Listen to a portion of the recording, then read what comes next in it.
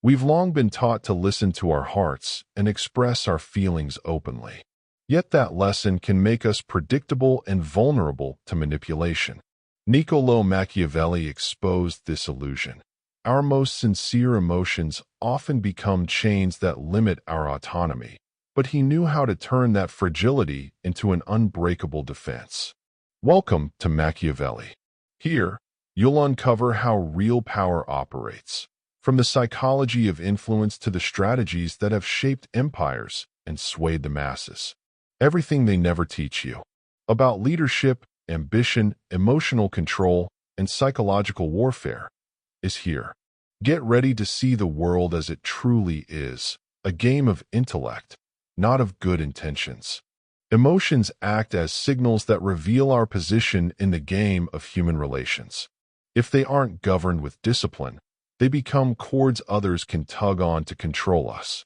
When someone openly declares their affection, they expose a weakness the opponent can exploit without hesitation. Excessive kindness invites tests of endurance. Visible fear becomes an invitation to swift defeat. That's why Machiavelli focused first on mastering himself before designing political tactics. Any strategy loses its edge when the enemy can seize the emotions of the one deploying it. Time and again, excessive trust has led to bitter disappointment, and sympathies or aversions displayed without caution have become tools wielded by others. Grasping this idea was essential in transforming emotional sensitivity into a source of power. This is not about encouraging cynicism, but about recognizing that the world, just like in Machiavelli's time, is filled with those who search for cracks to exploit. I've witnessed how a fleeting emotional outburst from a colleague triggered weeks of behind-the-scenes plotting against them, simply because they showed their hand. Could it be that true power lies in the steady composure that the Florentine thinker advocated? And how can we distinguish healthy self-control from the suffocating suppression of our emotions? Since childhood, we've linked openness with honesty, intense feelings with truth, and vulnerability with inner strength. But every time we yield to impulse, opportunists arise to take advantage. React with indulgence, and you'll be overwhelmed with obligations. Lose your temper, and you'll be branded unstable.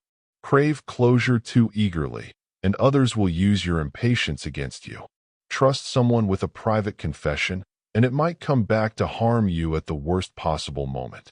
That's the price of impulsivity. Emotions don't set you free. They hand someone else the key to your own cage. Machiavelli didn't live in an age of therapy sessions or constant emotional disclosures. His world, laced with betrayals, bribes, and the stench of blood, was one where friendships switched sides and princes fell for placing their trust in a charming lie.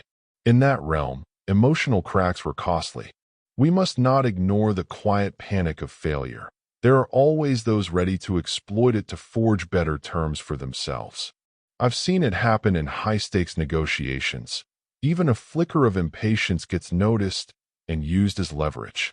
It's not malice, it's calculated, cold strategy that often dominates the scene.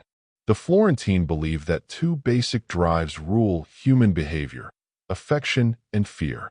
To command respect and maintain your footing, it's best to project near imperturbable calm. If you're predictable, your anger flares too easily, your silence is used against you, and your affection becomes a weapon others turn on you. Reactivity is your enemy. You respond without reflection, speak without caution, and act without considering the moment. Dependence becomes another jailer. When you crave approval, you hand over control of your self-image, leaving yourself exposed. A single reproach can throw you off balance. Throughout history, those who wielded the greatest influence shared one striking quality: composure. They weren't swayed by gossip or seduced by flattery.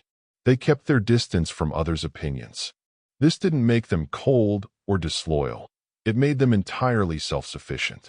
That's how they held their ground under pressure. When you master your reactions, you stop acting on impulse and begin to move with true strategic foresight. Be the kind of person others observe without being able to decipher. You speak little, listen intently, and perceive every movement without reacting. This level of composure can be unsettling in an emotionally volatile environment. It resembles the demeanor of seasoned negotiators, political leaders, or high-ranking executives. Their expressions remain unreadable, their words carefully chosen, and their responses to provocation are always measured. They are not devoid of sensitivity. They understand that excessive emotion creates cracks in their armor. Personally, in moments of intense tension, I apply a simple rule. I take a deep breath, pause to reflect, and only then offer a composed response. This habit has shielded me from rash decisions.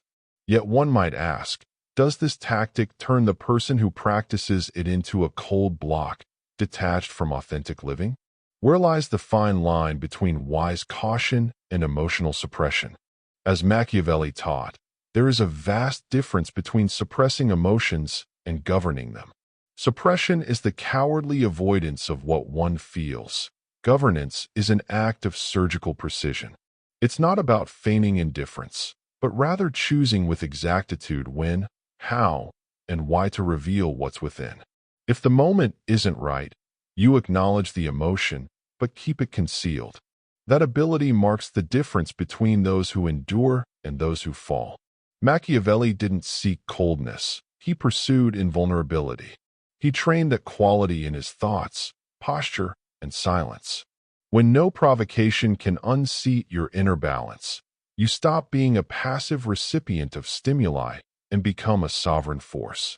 That might be his most valuable legacy. Fear may still exist, but he didn't let anxiety paralyze him. He transformed tension into momentum. Life presents a wide range of emotions, and it's up to each individual to decide how to manage them. It's like learning to drive.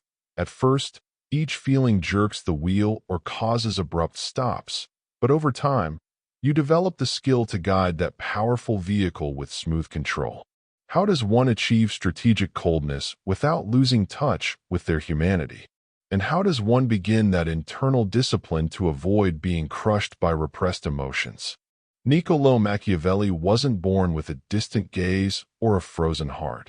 He was shaped by outrage and betrayal, by the unscrupulous use others made of him, by exile, mockery, and exclusion from the political realm by those who once celebrated him. His composure emerged from stern philosophy and the necessity of surviving in a ruthless world. It wasn't lofty books that numbed his sensitivity, but the wounds inflicted by emotions time and again. Machiavelli served the Florentine Republic with loyalty, climbed the political ladder, negotiated with monarchs, popes, and tyrants, and genuinely believed in those he deemed worthy of his dedication. Yet he was cast out, imprisoned, and tortured. Overnight, his career vanished. It wasn't professional failure that destroyed him, but a shift in interest that rendered his loyalty obsolete. From that bitter lesson, he learned that appreciation lasts only as long as you remain useful. The harshest realization was that emotions can turn you into a loyal servant to those who, when convenient, will hand you over without hesitation.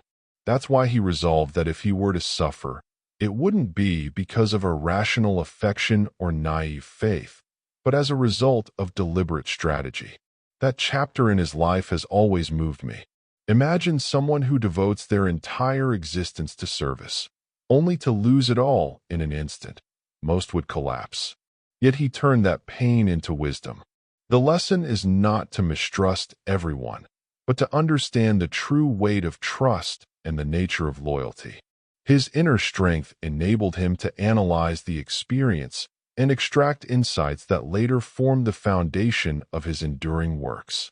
It may sound like an excessively pragmatic view of human relationships, but is it possible, following Machiavelli, to build bonds that go beyond self-interest? He believed no betrayal comes from nowhere. It always begins with a thought born of trust, the same trust fueled by passion. Yet Machiavelli uncovered something colder and more fundamental.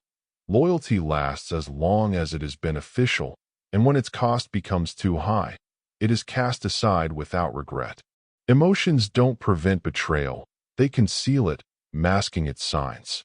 That's why he chose not to remain blind to reality. His turning point wasn't a fit of rage, it was a ruthless clarity. He wrote his most important text not out of resentment, but with the lucidity of someone who accurately described the inner workings of power and the fragility of spirit that prevents people from recognizing it. Even if you pride yourself on emotional sensitivity, true strategic insight, according to Machiavelli, goes far beyond mere instinct. It involves experiencing life intensely while acting with unshakable composure. The idea is not to suppress emotions or become a lifeless machine, but to integrate profound perception with lucid thought. It's akin to embodying both poet and analyst, absorbing the full spectrum of human experiences, deciphering others' desires, fears, and motivations, while grounding every decision in reason and lasting insight. This approach is demanding, yet it's precisely this fusion of sensibility and calculation that defines truly wise and resilient individuals. In today's world, learning to synchronize instinct and inner reflection is essential without needing to immerse oneself in political schemes or courtly intrigues.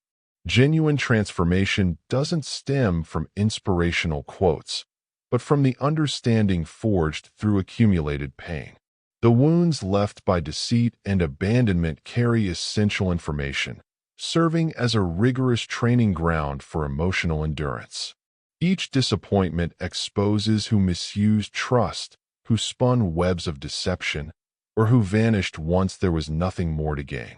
Shame, anger, and confusion are not mere remnants. They become instruments for forging unshakable inner strength. Unspoken hopes and disproportionate demands can become emotional hostages in someone else's hands. Machiavelli, with his deep grasp of human behavior, did not drown in sorrow. He dissected it, studied its mechanics, and transformed it. With methodical precision, he examined human conduct like a naturalist observing a rare species. He reprogrammed his instincts and reactions, turning a shattered heart not into a pit of endless bitterness, but into a detection system, an internal radar attuned to deceit. Now, when someone smiles too quickly, offers exaggerated praise, or agrees too readily, it no longer fosters closeness. It triggers a chilling alert. Learning from past pain prevents repeated entrapment in the same subtle traps.